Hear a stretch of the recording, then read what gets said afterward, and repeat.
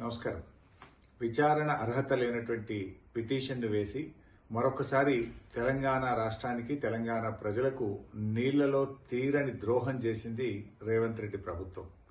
ఈరోజు సుప్రీంకోర్టులో తెలంగాణ ప్రభుత్వం వేసిన పిటిషన్ డిస్మిస్ చేయడము, తెలంగాణ రాష్ట్ర ప్రభుత్వం తిరిగి మేము సూట్ రూపంలో వస్తామని చెప్పడం అంటేనే ఇది ఇవాళ రాష్ట్ర ప్రభుత్వం యొక్క పూర్తి వైఫల్యం.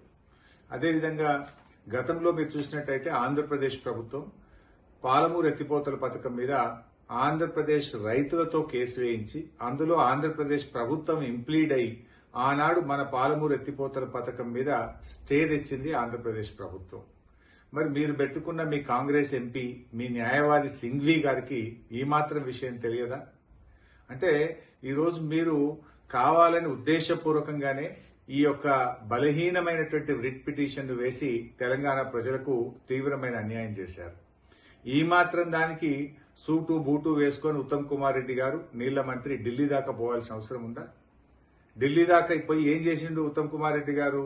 వేసిన రిట్ పిటిషన్ విత్డ్రా చేసుకున్నారు. విత్డ్రా చేసి సూటు వేస్తాము అన్నారు. సూట్ అంటే మనకు తెలియందా? ఆ సూటు కూడా ఆంధ్రప్రదేశ్, తెలంగాణ, మహారాష్ట్ర, కర్ణాటక 4 రాష్ట్రాల మధ్య మేము సూటు వేస్తాము అంటే అది ఇప్పట్లో అయ్యేది కాదు. ఇంకా అది సంవత్సరాల తరబడి, దశాబ్దాల తరబడి పెండింగ్ లో పడిపోతుంది. అంటే పరోక్షంగా గోదావరి నల్లమల్ల సాగర్ ప్రాజెక్టుకు మీరు సహకరిస్తా ఉన్నారు.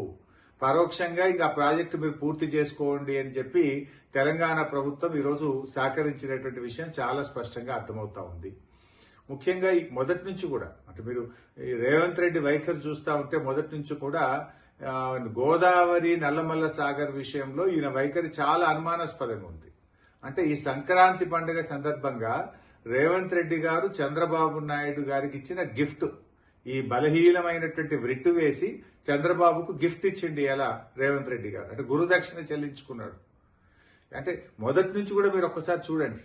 మొదటి నుంచి కూడా చూస్తే ఢిల్లీలో జరిగేటువంటి గోదావరి బనకచెర్ల మీటింగ్ కు పోననుకుంటూనే మీటింగ్ కు పోయిండు.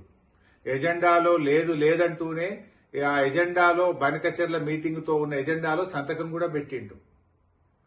సంతకం పెట్టనే లేదు అని బుకాయించే ప్రయత్నం చేసిండు. అంతేకాకుండా నేను కమిటీ వెయ్యను అని చెప్పి కమిటీ కూడా వేసిండు. ఇలా సుప్రీంకోర్టుకు కూడా గోదావరి నల్లమల్ల సాగర్ టెండర్ పూర్తయ్యేదాకా, టెండర్ అవార్డు అయ్యేదాకా ఆలస్యం చేసి తర్వాత సుప్రీంకోర్టులో కేసు వేసిండు. ఇప్పుడేమైంది? ఆ వేసిన కేసు కూడా బలహీనమైనటువంటి రిట్ వేసి దాన్ని విత్డ్రా చేసుకొని అది సూట్ వేస్తాం, మళ్ళా అది కర్ణాటక, మహారాష్ట్రం కూడా కలుపుతాము అంటే ఈ లోపు గోదావరి నల్లమల్ల సాగర్ ను పూర్తి చేసుకోండి అని పచ్చ జెండా ఊపడమే.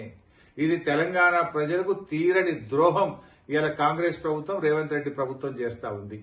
ఈ మధ్యనే రేవంత్ రెడ్డి ఒక మాట మాట్లాడాడు, పంచాయతీలు వద్దు, కోర్టులు అసలే తిరగడం వద్దు అనేటువంటి మాటల సారాంశం ఏంటి అంటే బలహీనమైన రిట్ పిటిషన్ వేసి ఆంధ్రప్రదేశ్ కట్టుకోవడమేనా? ఇందుకోసమే మీరు కోర్టులు వద్దు, పంచాయతీలు వద్దు అని మాట్లాడిండ్రా రేవంత్ రెడ్డి గారు? అసలు ఆంధ్రప్రదేశ్ ప్రభుత్వం నాటి తెలుగుదేశం ప్రభుత్వం అయినా, తర్వాత వచ్చిన జగన్ ప్రభుత్వం అయినా అసలు తెలంగాణలో అడ్డుకోని ప్రాజెక్ట్ ఏదన్నా ఉందా? వాళ్ళు కేసులు వేయని ప్రాజెక్ట్ ఏదన్నా ఉందా? కంప్లైంట్ వేయని ప్రాజెక్ట్ ఏదైనా ఉందా?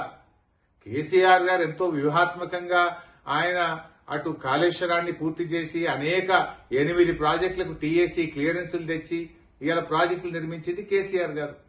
కానీ ఇవాళ మీరు ఒకవైపు పాలమూరుకు అనుమతులు లేరు, ఇంకొక వైపు పోలవరం బనకచెర్లకు ఆంధ్రప్రదేశ్ కు పరోక్షంగా మీరు సహకరిస్తా ఉన్నారు.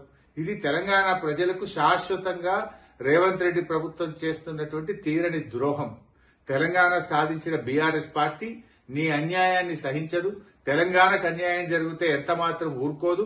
తప్పకుండా ప్రజా పోరాటం చేస్తాం. ప్రజాక్షేత్రంలో నీ యొక్క ద్రోహాన్ని ఎండగడతాం. ప్రజా ఉద్యమాల ద్వారా నీ ప్రభుత్వం మీద ఒత్తిడి తీసుకొస్తాం.